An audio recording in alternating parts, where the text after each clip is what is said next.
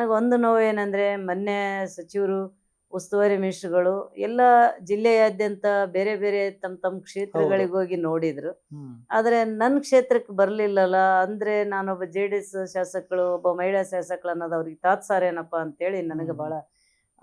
ಭಾಳ ಬೇಸರ ಆಯ್ತು ಈ ವಿಷಯದಲ್ಲಿ. ಮುಂದಿನ Right. ದಿನಗಳಲ್ಲಿ ಆದರೂ ಕೂಡ ನಾನೇನು ಅದು ಬೇಸರ ಆಯ್ತು ಅಂತೇಳಿ ಅವರಿಗೆ ಯಾವುದು ಅಲಿಗೇಷನ್ ಮಾಡೋಕ್ಕೆ ಹೋಗೋದಿಲ್ಲ. ನಮ್ಮ ರೈತರನ್ನ ಕಣ್ತೆರೆದು ನೋಡ್ರಿ, ನಿಮ್ಗೆ ಯಾವುದು ಪಕ್ಷ ಭೇದ ಬೇಡ ಅನ್ನೋಂಥದ್ದು ಅವ್ರಿಗೆ ಕೈ ಮುಗಿದು ನನ್ನ ರೈತರ ಸಂಬಂಧ ಅವ್ರಿಗೆ ನಾನು ಕೇಳಕ್ಕೆ ಇಷ್ಟಪಡ್ತೀನಿ. ಕೆಲವೊಂದ್ ಕಡೆ ರಾಜ್ಯಾದ್ಯಂತ ಇರುವಂತ ಜೆಡಿಎಸ್ ನ ಶಾಸಕರನ್ನ ಸರ್ಕಾರ ಕಡೆಗಣಿಸ್ತಾ ಇದೆಯಾ ಅನ್ನೋ ಆರೋಪ ಒಂದ್ ಪ್ರಶ್ನೆ.